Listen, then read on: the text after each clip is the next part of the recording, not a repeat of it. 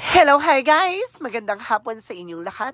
This is Chino Rodriguez para sa Sagari Channel, a faith healer, also matarder. So ngayong hapon na to, bigyan natin nagsabihin sa iyo ng ating mga gabay. So this is a special gabay for the month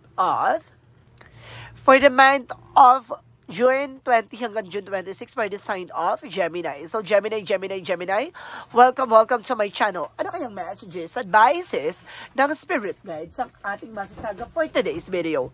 Kaya na kayang energy at kaganapan sa buhay ng mga Gemini ang ating mahagilap. So guys, this reading is a general reading lamang. Hindi lahat makaka-resonate, kunin lamang po makaka-relate sa inyo. And comment down below kung kaninong energy ang ating nasagap. Because don't forget to like and subscribe my channel and hit notification bell for more videos update. And of course, maraming salamat po sa mga walang sawang pagsuporta sa aking channel, lalo-lalo na ang hindi nag-i-skip ng ads na way pagpalain kayo ng Diyos at may kapal siksik liglig na guumapaw na liyayang manambalik sa inyo. So let's see what is the messages advice sa iyo ng ating angel spirit for the sign of Gemini. So, let's see what is the messages advice sa iyo ng ating angel spirit. So, let's watch this.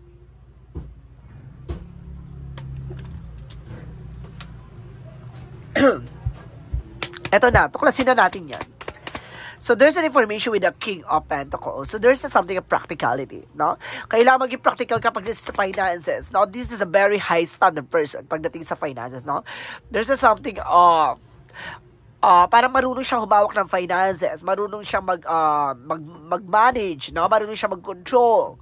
And because there's a Knight of Swords with an anxieties or sleepless night. So some of you guys, no, nakakaranas ka ng something as sleepless or anxieties or stress, depressions, no? Kumbaga, maaaring hindi ka makatulog sa madaling araw, no? And because this is the Eight of Swords, no? Na dahil napapalibutan ka ng toxicities or negativities, no? Maraming parang ka nakakulong sa situation, you're feeling imprisonment, no? Additional messages. And because there's a chariot card for taking action, so kailangan mong kumilos, no? Kailangan mong gumalaw. Hindi pwedeng nakatunga ka lang dyan sa eksena na yan. So, kailangan mong kumawala sa comfort zone mo. And because let's see what is additional messages. So, this is the page of wands for a good news, no? May magandang balita dito. There's a good idea, a good news, no?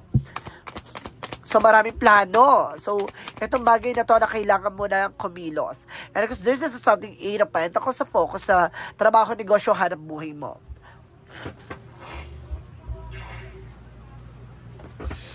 Okay, so, kailangan mo mag-focus sa kung ano man ang meron ka, ha? Kung may business ka, may trabaho ka, mag-focus ka daw. So, let's see what is the King of Pentacles. So, this is a judgment for a wake-up call or may paalala, no? Na you need to pay attention sa kung ano man ang meron ka. So, about sa negosyo, trabaho, anak buhay mo, pangalagaan mo yan, no? Hindi pwedeng baliwalain mo, wag mo sayangin yung opportunity na nandiyan ka na sa situation, di ba? So, let's see what is additional messages with the Knight of Swords. So, this is just a Six of Cups. So, oh my God. There's just something an ex, no? Or something a past person na kumaga nagkakaroon ka ng sleepless night or something, an information with anxieties. Okay. So, this is something, may gayuma ako nasa-sense, guys. There's a gayuma. Okay. Parang pupasok pa rin sa isip mo tong ex mo or something like that. Hindi ka makatulog, hindi balisa ka. There's an Eight of Swords, no? Represent the Five of Swords. Nagkakaroon ng self-sabotage dahil yung tao sa paligid mo, yung panagkakatiwala mo, ito yung toxic, ha? At even, maaring siya rin yung gumagawa sa eksena mo. The Chariot card, represent what? And of course, there's a Queen of Swords, a bigger picture, no? Kumaga, unti-unti mo nang masisilay lahat ng mga kaganapan sa buhay mo. Unti-unti mo nang malalaman yung mga bagay na nangyayari behind your back. So, let's see what is the Page of Wands. So, this is the Ace of Pentacles for a big shot or big opportunities, no? Or big money coming in for you. There's something and new ideas. May papasok dito na magbibigay sa'yo ng something new beginning. So, let's see what is the Eight of Pentacles. So, let's see what is the Nine of Pentacles. Represent of security, no? Maging secure ka pagdating sa negosyo, trabaho, hanap buhay mo. Hindi mo dapat binabaliwala. Hindi mo ka dapat sinasayang ito opportunity na meron ka ngayon. So, let's see what is the King of Pentacles and of course, the Judgment. So, there's the Eight of Swords. See, I told you, backstab. May traitor. Oh, this is the pay attention. Mag-iingat ka, ha? May pinagkakatiwalaan ka dito na maaaring kumbaga na sa ano mo, no? Maaaring pinagkakatiwalaan sa business. May anay, no? Nine of Swords and the Six of Cups represent the Page of Swords. See, this is a spy looking, watching at you, no? Sinusubaybayan ka rin ito. And there's a star card for healing and miracles, no? There's a healing dito, guys. Don't you worry, no? At the end of the time, maaaring ka unti-unti rin matutuklasan, malalaman mo lahat ng mga bagay na nangyari sa'yo. There's a hope, no? Huwag ka mawala ng pag-asa. Parang nandun ka sa situation na nag-struggle ka for, burden, no? Maaaring nakakaranas ka ngayon ng, ng crisis pagdating sa finances, no? Or negosyo nyo, nag-i-struggle sa pagdating sa negosyo or trabaho mo. There's a chart ka rin, the Queen of Swords. Meron ako nasisa dito, may utang dito, parang nababaon ka sa utang. Parang merong nag-ano sa'yo na parang mabaong ka sa utang. There's a chariot ka rin, that Queen of Swords. Represent the two of committed partnership. So, may partnership dito, guys, ha? Let's see what is the Page of Wands because the Ace of Pentacles. So this is the Page of Pentacles with an investment. So invest to, no? This is something investment. And manifestation. May mga bagay na unti-unti ma-manifest. Oh. The Eight of Pentacles because the Nine of Pentacles represent what? So, there's a Nine of Wands for resilience, no? Perseverance. So, kailangan mo pagtyagaan yung trabaho, negosyo, hanap buhay mo. Kasi diyan ka makakaipon, no? Diyan ka makakapag-invest na gusto mong gawin or gusto mong makuha. So, ibig sabihin, hindi mo kailangan maging bulgaran dyan sa paligid mo or dyan sa family mo or dyan sa friends mo, even dyan sa surroundings mo. Kasi hindi mo pa lubos kilala kung sino yung tao dapat mapagkatiwalaan.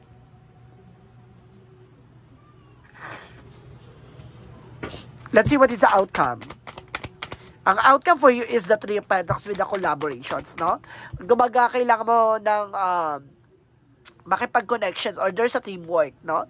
And because this is a Three of Cups with the third party. Oh. Ay! Okay. This is something na maaaring katrabaho mo to. Or maaaring kasama mo to sa negosyo, trabaho, hanap buhay mo. No? Yung gumagawa sa'yo. And there's, see, I told you, this is the moon card for the truth reveal. Oh my God, may kinalaman ditong tao na to na about sa, no? Sa separation. Nangyari na gayuma. Maaaring may gusto sa person mo o may gusto sa itong person na to na gumagawa.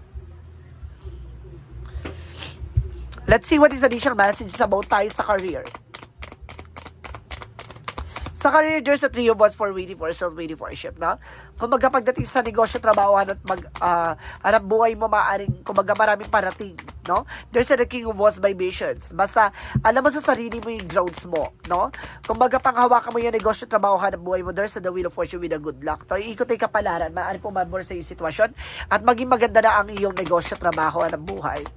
And because there's something as Seven of Wands, no? Protection. Protection at pangalagaan mo yung iyong, negosyo o trabaho, ha? Kasi there's something na, kumbaga, baka itong tao na to ay sinisiraan ka or uti-uti sinisira eksena mo. Additional messages with Money Oracle, Money Move Oracle deck for money and career reading. So, let's see. And because there is something, guardian angels. So, bigabay ka dito, ha? Trust your guardian angels, no? Para may pinaprotection na ka dito pagdating sa negosyo, trabaho, hanap buhay mo. So, some higher power protect you from difficulties and infortune, no? Kumbaga, may nagbibigay na pampamalas sa'yo. Eventually, kumbaga, there's a blessing in this case pa rin na nangyayari. Nagiging balance pa rin eventually. Totally. There's something, a transformation. Magkakaroon ka rin ng transformation pagdating sa career. Don't be afraid of the unknown, no? Huwag ka matakot sumubok. Huwag ka matakot na ilaban yung mga bagay na hindi pa papalubos na lalaman, no? Handa ka dapat tuklasin. Handa ka dapat matutunan lahat ng mga bagay na hindi mo palalaman. And there is a wealth na magiging masagana talaga ang pamumuhay mo. Keep up the good works. So, let's see what is additional messages about sa love life. So, oh my God, this is a new love. No? This is a new love or there is something na ibabalik yung love, ibabalik yung kilig at pag-ibig yung dalawa na person mo. There's a Five of Wands. So, see, there's a competitor. I told you, may gusto sa'yo or may gusto sa person mo. And of course, there's a Four of Wands with a wedding, celebration, homecoming, no? So, let's see what is additional messages with the Mystic Love Oracle deck. No? Paano natin to papalawakin ng message, no? Pagdating sa love life? Let's see. And there is a renew hope. There's a new love talaga. May bago pag-ibig to, ha? And there is a something, single parent. Oh, there's a single parent na, guys, ha? There's a single mom or single dad. And there's a inner growth, no? Dito papalawakin ang iyong buhay, no? Pag-ibig. So, let's see what is the romance angel. So, let's see. Pagdating sa pag-ibig, let's see. Romance angels represent what? Calling your soulmate. No, there's a something called soulmate. Tinatawagan na yung soulmate connection dito. Kaya there's a something you love. Let your friends help you. No, hayaan mo yung mga kaibigan mong tumulong sa pagdating sa buhay pag-ibig. Okay? But there's a mutual friends rather, guys. So, let's see what is additional messages about sa health. So, this is the Four of Pentacles with the protect your power, protect your energy. Protectionan mo, pangalagaan mo kung ano man ang meron ka, no? And because there's a something, justice card, no? Ibig sabihin dito, ginawa ka ng sakit dito sa ulo, sa sikmura, at sa paa, no? Maaring, huwag ka mag-alala, there's a karma, no? Magkakaroon ng karma daw yung taong gumawa sa iyo ng karamdaman. Para hindi ka makakilos, hindi ka makapag-isip. Ganon. And there's a laughter is the best medicine. So, kailangan mo maging masaya dito, ha? Lagi ka, kumbaga, wag kang malungkot, no? Kailangan mong, piliin pa rin maging masaya sa lahat na nangyayari sa'yo. And of course, there is a stressful situation behind, no? Pakalawalan mo yung nagbibigay stress sa'yo. And there's a massage. So, kailangan mo magpa-massage dito, guys. So, let's see what is the angel's number. Angel's answer. Angel's answer represent what? So, there is something better. Na may mas maganda pa, or may mas better pang opportunity para sa pagdating sa love, career, and of course, health. And of course, there's a meditation being answered, no? Kailangan mo mag-meditate, magdasal, mag-devotions, no? Para makaalis ka sa situation ba. And of course, there's a choose your direction. May bagong direction daw dito, ha? Magkakaroon ka ng bagong plano, bagong buhay, panibagong bukas. For magical fairy messages, there's a spring, there's a blossoming na may paglago talaga ng finances dito. And of course, there is something, admit your true feelings to yourself, no? Stop pretending. Kung magatanggapin mo sa sarili mo kung ano man yung mga bagay na meron ka, no? Kung hindi mo kailangan magkunwari, no?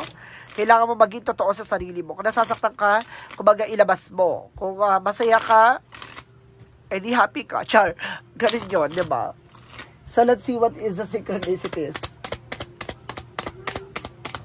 For synchronicities, so there is a gather, no? Kumbaga, parang magkakaroon dito ng dikit-dikit na eksena. Parang yun na si sense ko, no? With a gather. Parang pagdidikitin lahat ng mga bagay para sa'yo, no? Pagbubuklo din. And there's an artist, no? Kumbaga, something, an inspiration with an artist, no? Parang papagandahin yung kulay ng eksena dito. No, parang unti-unti na magbabago, unti-unti na mabibigyang kulay ang mundong ginagalawan mo. Sa likod ng mga traidor at may mga taong pinipilit kang sirain pero eventually gaganda ang takbo ng eksena. Mag-ingat ka lang sa mga nagdadrama, ha? So let's see what is a yin and yang oracle card. So this is a stability and flow. Nadadaloy na yung eksena dito. And because there is a thoughts, no? Kumbaga, there's an isolations na parang nakakulong ka sa situation. But eventually, no, there's a third party, no? There's a third party talaga, guys, no? May connected dito with the third party. Meron talagang sumisingit sa eksena. And there's a comfort zone, no? Kailangan mong kumawala sa bagay na kinakatakutan mo. No? Yung mga pangamba mo at walang kumpiyansa sa sarili, kailangan mong kumawala dyan. Labanan mo yan. So, let's see what is additional messages with an Archangel Michael messages for you. For Archangel Michael messages for you. For Archangel Michael messages for you. Is the romance angels are helping you. Na pagdating sa romance angels, ginagabayan ka ng ating angel spirit. And of course, there is your children are watch over by angels, no? Yung mga anak mo ay ginagabayan ng ating angel spirit. And because there is you're on the right path, nasa tamang direction ka. So, let's see. What is the chakra messages? What is the chakra messages? And there's a guilt, na meron talagang taong galit na galit sa'yo, no? And there's a gratitude. Be thankful, no? Kumbaga, may mga taong inilalayo o inaalis sa buhay mo. Or may mga taong makikilala mo talaga, no? And there's a soulmate connections. Maaring soulmate mo tong person mo o yung darating na tao ay maaring soulmate mo nga. Additional messages with an angel spirit. And there is a blame, no? Wala kang ibang sisisihin sa lahat na nangyayari sa'yo kundi ang sarili mo, no? And because there is a judgment. Binigyan ka na ng babala, binigyan ka ng paalala, huwag ka matigas ang ulo. So, kaya kailangan makinig ka, no? So, let's see what is additional messages for Monsology. Nothing will come in this situation. Walang mangyayari sa situation na hindi ka nag-take ng action. And of course, there is a new start is coming. So, magkakaroon ng bago simula dito. And of course, a time to give rather than take, no? Kumbaga, mas maganda yung ikaw yung nagbibigay ng oras at panahon kaysa hinihingian ka, no? So, let's see what is the energy. And there's a magician and the mirror. So, this is a reflection and manifestation, no? May mga bagay na gagawin tayo. Lahat ng mga gagawin natin ay magre-reflect sa atin. So, be aware, ha? And there's a door to the personal healing and happiness. So, bukas ang pintuan para sa sariling kaligayahan at kagalingan, ha? And because there is a door to the spirit, no? Kumbaga, binibigyan ka ng linaw about sa spiritual. Na there's something wrong about sa spiritual for you, no? May taong gumagawa behind your back or may taong, kumbaga, nagbigay pamalas, no? Kaya nagtutuloy-tuloy ang struggle sa buhay mo. So, let's see what is additional messages with an angel spirit. And there's a magworm with the right passage. Huwag ka mag-alala. Nakakapasa ka sa lahat ng mga pagsubok na ibinigay sa'yo, no? And because there is a something awareness, no? Binibigyan ka ng babala dito, marami oportunidad na papasok dito. There's a creations, no? Gamitin mo tong vision and intuitions mo para makagawa ka ng mga magagandang eksena. Oh. So, let's see what is an angel spirit messages. Let's see what is the angel's passages with an angel spirit. So, there's a speaker. There's a something, an orasyon, no? May ma-eksena dito with the orasyon. And because there's a support, no? Ginagabayan ka ng ating angel spirit. May palipad na hangin dito, guys, ha? So, or may gayuma.